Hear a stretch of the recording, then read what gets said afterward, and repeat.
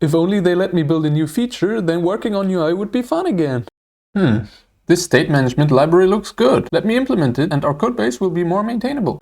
If you're anything like me, front-end development has become boring for you. As front-end and full-stack developers, most of the time we build the same user experiences over and over again. That is simply what the business requires. And that's totally fine. However, especially if we keep using the same tech stack, which is usually the case, then the novelty of each new feature wears off super quickly. After a decade of working as a full-stack engineer, I have discovered 4 tricks that you can apply to your codebase right now to make working with UI at least a tiny bit enjoyable again. Every React codebase I've ever seen has directories on the topmost level of the source directory indicating the type of code elements that are contained. For example, you might have a components directory, a hooks directory, a utils directory, constants, and maybe types if you're using TypeScript. Let me put it simply. This is a bad idea. While it may help you find code in rare circumstances, you actually want to use your code editor's built-in search features. What I would recommend instead is to split up your project into feature sets to increase the cohesion between files. This will make it easier to make targeted changes without having to switch between files and directories too much.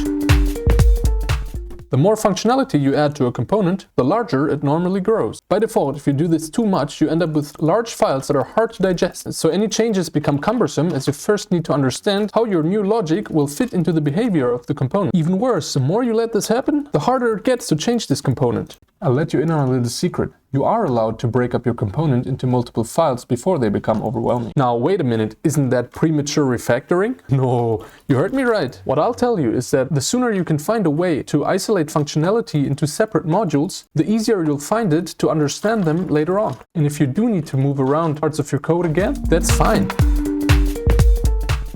What's kept me in web development has always been the appeal of getting immediate feedback when you make a change and the ability to have a direct impact on users in this way. But I think there's something wrong with the way we work, and I will tell you soon what I think will change. You see, it seems like when you introduce more complexity into your apps, which inevitably happens when you provide value to users, then something changes fundamentally. The time it takes to make even the simplest changes to your UI grows larger and larger. Why is that? And I'm not suggesting there's anything wrong with the frameworks that we're currently using. What I am saying is that these frameworks do not do enough. Why are there no widespread developer-focused web browsers, for example? Or programming frameworks that help us alleviate some of the boilerplate coding that we have to do every day? My own take on this is Tecorate, a low-code UI builder that works with any existing React codebase and lets you build user flows without any code. The way it works is you visit your front end locally and you use your own app just like a regular user would. It then records all the DOM events that occur and you can react to those DOM events with a custom user flow definition. Check out the description below if you want to sign up as an early adopter and let me know what you think. One of the restrictions that your choice of UI library will impose on you is what kind of code you can import and use in your project. The code needs to be integrated into your framework of choice, which will have certain expectations for how you'll apply styling to it, and it will have its own specific ways of adjusting how and what it renders. A UI library is no different from any other dependency.